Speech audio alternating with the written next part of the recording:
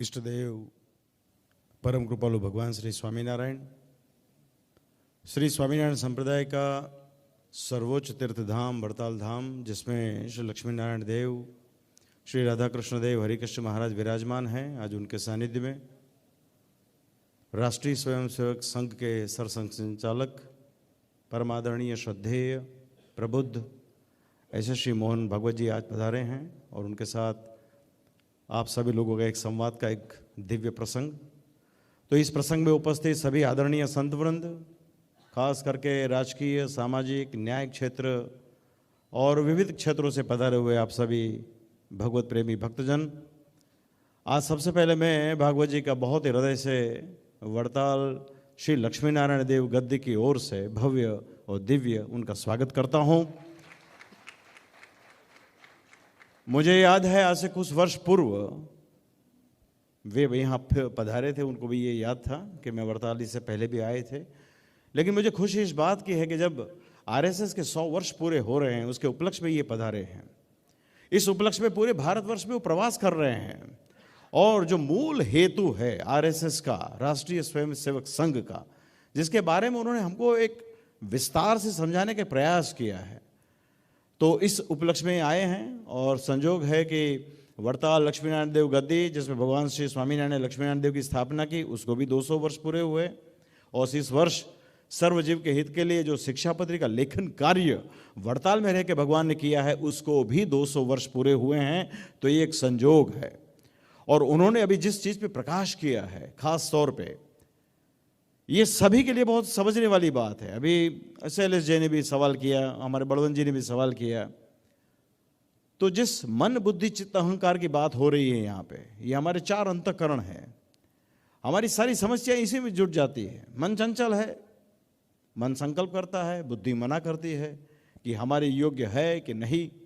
और फिर जब वो बात चित्त में बैठ जाती है तो बहुत ही वो दृढ़ हो जाती है और फिर वो अंतोगत्वा वो अहंकार में परिवर्तित हो जाती है। हमने जैसे संकल्प किया हम ये खाएं, ये पिएं, ये करें या न करें, बुद्धि ने मना किया। लेकिन जब बातचीत में बैठ जाती है, तब जब हमको यदि कोई टोकता है, तब हमारा अंदर का अहंकार बाहर निकलता है कि ये तो हम अपने पैसे से कर रहे हैं, हम अपनी सामर्थ्य से कर रहे हैं, आपको इसमें क्या दिक्कत है।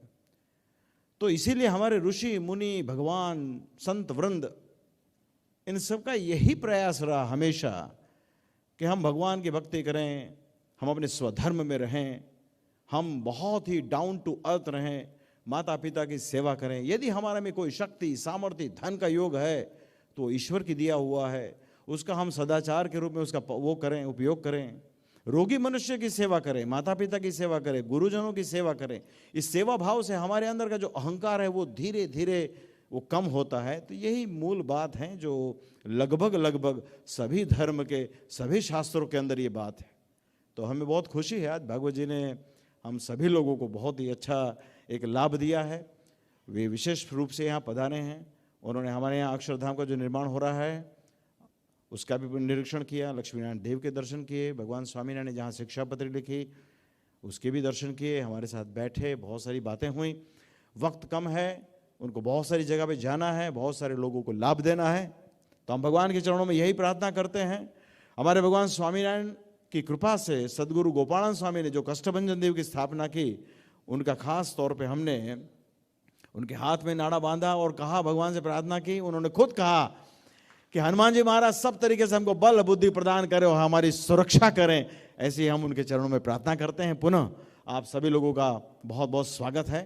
वड़ताल तो वड़ताल है, वड़ताल आप पधारे हैं और बार बार पधारें। आप बहुत ही पुण्यशाली जीवात्मा हैं। इसी वर्ष पूरे भारतवर्ष के जितने भी हिंदू हैं या जो भी भगवत प्रेमी हैं, उनके हृदय में जो भावना थी, वो भावना थी कि अयोध्या में भगवान श्री राम जी का मंदिर बने।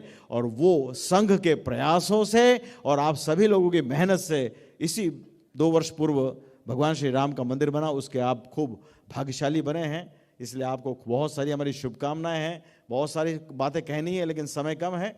खास तौर पे भगवान स्वामीनारायण ने जो पहला मंदिर अहमदाबाद में बनाया, उसके 200 वर्ष पूरे हुए। उसके पश्चात भुज में मंदिर बनाया, फिर वड़ताल में तीसरा मंदिर बना, उसको 2024 में 200 वर्ष पूरे हुए। इस साल भगवान स्वामीनारायण ने जो शिक्षा पत्री और आचार्य पद का स्थापन किया, उसके 200 वर्ष पूरे हुए। और ये 2026 में स्वामीनारायण भगवान ने जो धौलेरा में भाल प्रदेश में श्री मदन मोहन जी की स्थापना की, उसके भी 200 वर्ष ये 2026 में पूरे हो रहे हैं।